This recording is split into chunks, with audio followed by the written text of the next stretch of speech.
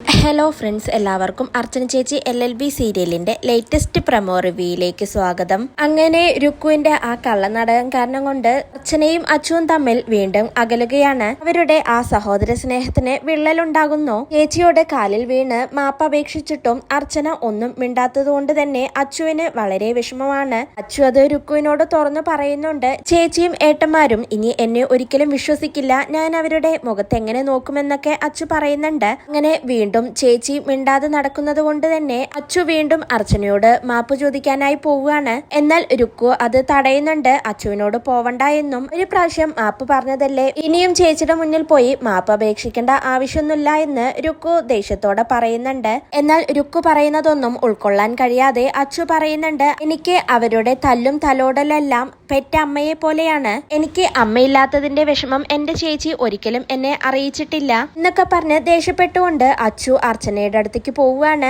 എന്നാൽ രുക്കു അച്ചുവിന്റെ കൈ പിടിച്ച് തടഞ്ഞു വെക്കുന്നുണ്ടെങ്കിലും അച്ചു രുക്കുവിന്റെ വാക്ക് കേൾക്കാതെ കൈ തട്ടിമാറ്റിക്കൊണ്ട് അർച്ചനയുടെ അടുത്തേക്ക് പോവുകയാണ്. എന്നാൽ ഇതെല്ലാം കണ്ട് രുക്കുവിന് ആകെ ദേഷ്യം വരുന്നുണ്ട്. അർച്ചന റൂമിലിരിക്കുന്ന സമയത്താണ് അങ്ങോട്ടേക്ക് അച്ചു വരുന്നത്. വളരെ സങ്കടത്തോടെ കരഞ്ഞുകൊണ്ട് അച്ചു അർച്ചനയോട് പറയുന്നുണ്ട്, ചേച്ചി ഇനിയും എന്നെ കുറ്റപ്പെടുത്തരുത്, എനിക്ക് മാപ്പ് തരണം എന്ന് പറയാണ്. അർച്ചനയ്ക്ക് അത് കേട്ട് ആകെ സങ്കടം വരുന്നുണ്ടെങ്കിലും അർച്ചന ഒന്നും മിണ്ടാതെ അങ്ങനെ നിൽക്കുകയാണ്. എന്നാൽ അച്ചുവും അർച്ചനയും തമ്മിൽ എന്താണ് സംസാരിക്കുന്നതെന്നറിയാൻ രുക്കു പുറത്തു നിന്നുകൊണ്ട് എല്ലാം ഒളിഞ്ഞു നോക്കുകയാണ്. എന്നാൽ തിരിച്ച് ഒരു മറുപടിയും അർച്ചന പറയാത്തത് കൊണ്ട് തന്നെ അച്ചു അങ്ങനെ റൂമിൽ നിന്നും ഇറങ്ങിപ്പോകുന്നുണ്ട്. വളരെ വിഷമത്തോടെ റൂമിലെത്തുന്ന അച്ചുവിനെ രുക്കു കുറ്റപ്പെടുത്തുന്നുണ്ട്. ചേച്ചി നിനക്ക് മാപ്പ് തന്നോ?